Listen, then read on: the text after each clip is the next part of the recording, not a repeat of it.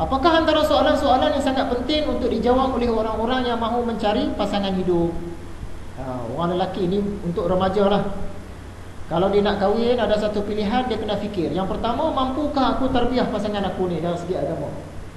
Okey, rasa-rasa tak mampulah. Aku ni semayang pun tak lepas lagi ni. Sebab semayang pun tak banyak yang tak tahu. Jadi ada tindakan. Tindakan dia, aku kena belajar lah. Bagus lah. Bila dia belajar nanti dia kahwin barulah cantik kan. Soalan kedua, layakkah aku menjadi contoh yang hasanah? Kedua hasanah, contoh yang baik kepada isteri dan anak-anak aku. Dia fikir, aku ni mencangkui petang-petang pun tak pakai baju dengan seluar pendek je luar rumah kan. Macam mana nak jadi contoh kepada anak-anak, isteri-isteri cucu-cucu nanti? Akan ada tindakan. Bila dia fikir soalan ni, ada tindakan. Mulai hari ni aku kena betul lah pakaian aku. Paling kurang pun kena tutup pusat sampai ke bawah lutut. Dia ada tindakan. Kalau dia tak fikir soalan ni, dia tak ada tindakan. Kalau tak semayang pun, dia tak tahu semayang. Dia tak boleh tarbiyah pasangan dia. Dia tak boleh jadi contoh yang baik pada pasangan dia. Soalan yang ketiga, mahukah dia ditarbiyah oleh aku? Kadang-kadang suami ni ustaz dah. Dia boleh tarbiyah, dia boleh jadi contoh yang baik. Tapi isteri ni tak mau. Kan? Ini belum kahwin, tapi dah berkenalan. Bila sembang bab agama aja, yang perempuan ni dia paling kelain. Dia buat apa? Dia tak nyampuk pun.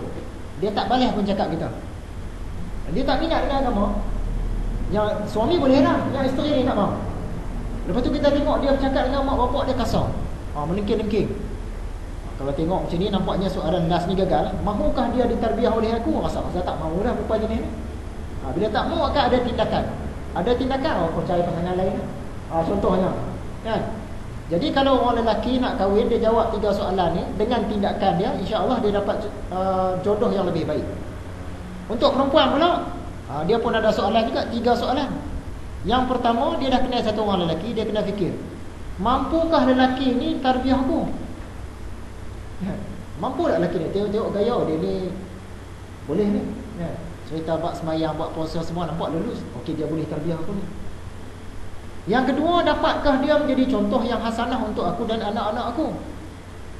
Okey, dari segi ilmu pas lah. Dari segi cakap, bila cakap dengan kawan-kawan ni, dia mencarut-carut. Orang cukup suka cakap mencarut ni, tak lepas cakap mencarut ni kan. So, tak boleh jadi contoh ni. Bila orang tu tak boleh jadi contoh, dia akan ada tindakan. Mungkin dia tegur, abang kalau nak kahwin dengan saya, kena ubah sikit. Dari segi cara bercakap apa semua. Barulah nanti dia akan dapat pasangan yang lebih baik.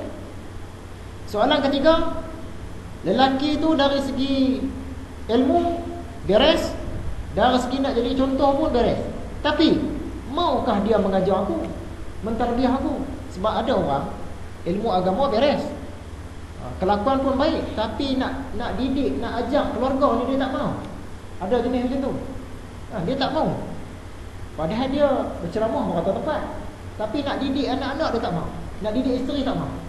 Ada juga. Jadi kalau boleh jawab soalan-soalan ni dan beres soalan-soalan dia, bila kahwin tu insya-Allah dia akan lebih bahagia.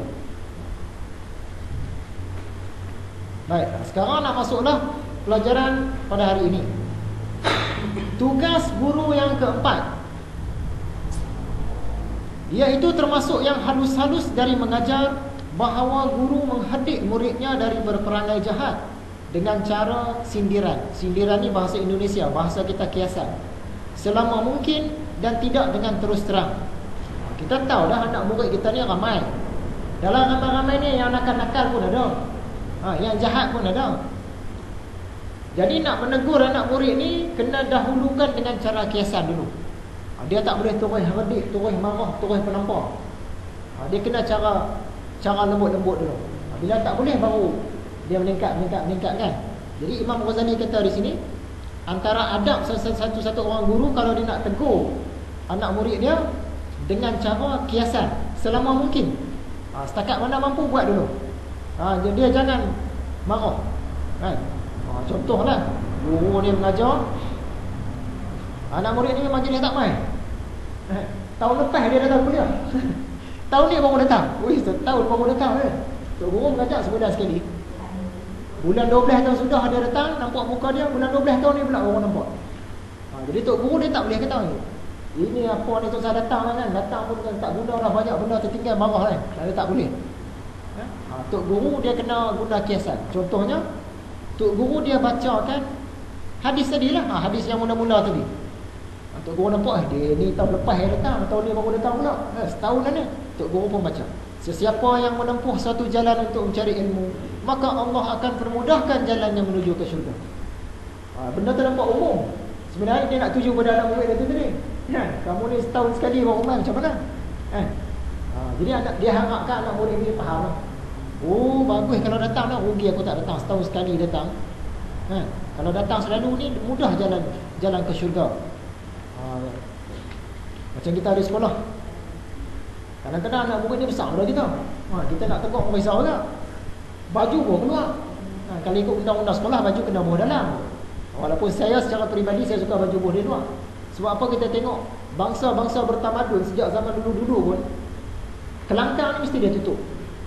Cuba kata tengok orang Cina kan, orang Sparta ke, orang Rom ke, orang Scotland ke, kelangkang dia tutup. Sebab di situ walaupun kita pakai seluar elok, dia masih macam berlurah kan, dia masih aurat lagi sebenarnya. Tapi zaman sekarang ni orang boleh terima benda tu, siapa-siapa minta bising tak apalah.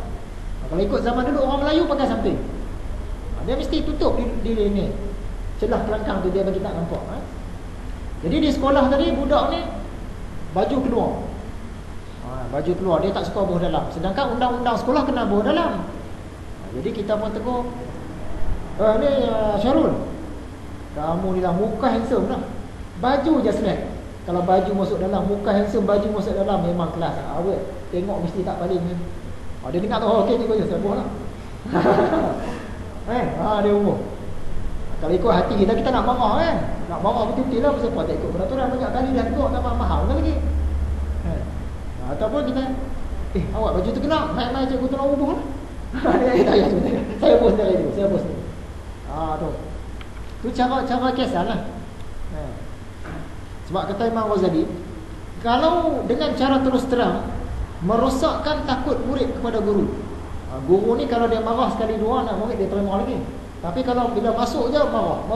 Lama-lama anak murid pun dia tak hormat. Dia hilang hormat dia.